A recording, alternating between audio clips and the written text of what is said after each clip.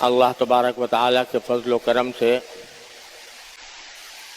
ज़ुल्हिज्जा का पहला आशरा चल रहा है,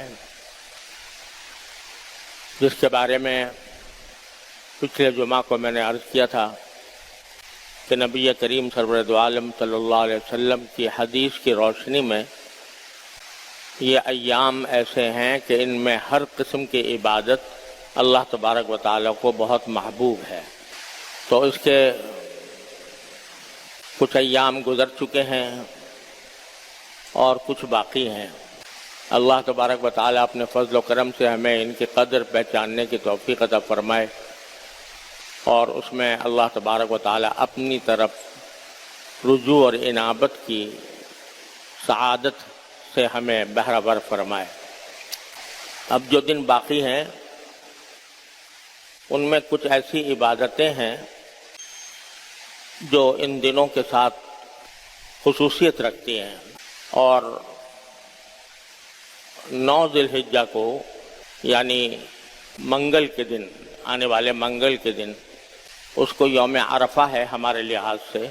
और यौम अरफा का रोज़ा रखना, इसके बारे में नबी करीम सल्लल्लाहु अलैहि वसल्लम ने ये फजीलत बयान फरमाई है कि जो शख्स यौम अरफा का रोज़ा रखे उसको उसके 1 साल पहले के और 1 साल बाद के अल्लाह ताला गुनाह माफ़ फरमा देता है।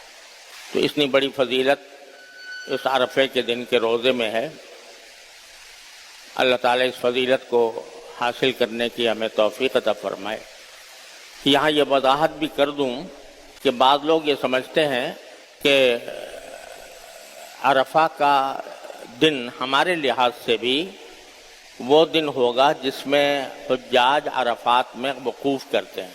हमारे और सऊदी अरब में आम तौर से एक दिन का फ़र्क रहता है, यानी सऊदी अरब में अरफे का दिन पीर को होगा और हमारे लिहाज से मंगल को होगा। तो बाद हज़रात ये समझते हैं कि यौम अरफा की जो फजीलत है ये उसी दिन है जिस दिन के हुज्जाज अरफात में वकूफ़ कर रहे हों। लिहाजा ये समझते हैं कि भाई हमारे लिहाज से भी हमें पीर के दिन अरफात की और यौम अरफा के अहकाम इख्तियार करने चाहिए। और कहते हैं कि चूँकि अरफे की फजीलत इसी वजह से है कि उस दिन हुज्जाज अरफात में वकूफ़ करके हज का सबसे बड़ा रुकन अदा करते हैं, लिहाजा चूँकि वो पीर के दिन कर रहे हैं, लिहाजा हमें पीर के दिन को समझना चाहिए कि हमारा यौम अरफा भी वही है। लेकिन ये बात सही नहीं है। जो चांद के इख्तिलाफ से जो दिनों में इख्तिलाफ होता है दुनिया में, कि बाद औक़ात एक दिन का फ़र्क पड़ जाता है, तो उसमें शरीयत का उसूल ये है कि हर जगह उसके अपने उफ़ुक़ का एतबार होता है। हमारे उफ़ुक़ के लिहाज से उस दिन अरफा का दिन होगा हमारे लिहाज से, अगरचे सऊदी अरब में एक दिन पहले हो गया हो। शब कदर का भी ऐसा ही मामला है कि शब कदर में भी आम तौर से हमारे और सऊदी अरब में एक दिन का फ़र्क होता है। तो बाद लोग ये समझते हैं कि जिस दिन वहाँ शब कदर हो रही है उसी दिन हमारे यहाँ भी होगी। ये बात गलत है। हमारे यहाँ की शब कदर उसी दिन होगी जो हमारे लिहाज से ताक रात होगी आखिरी अशरे रमज़ान की।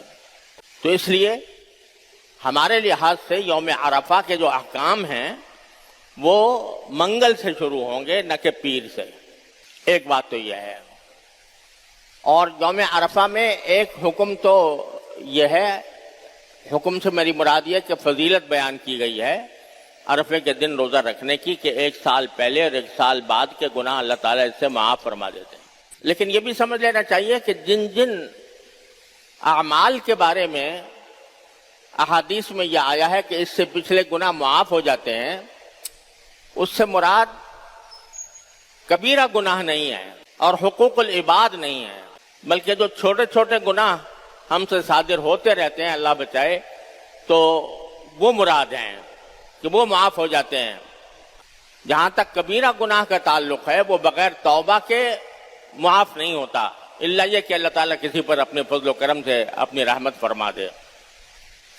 इसी तरह हुकूकुल इबाद जो हैं, बंदों के हुकूक, वो भी महज रोज़ा रख लेने से माफ़ नहीं होंगे जब तक कि साहिब हक को उसका हक न पहुँचाया जाए یا اس سے معافی نہ مانگی جائے.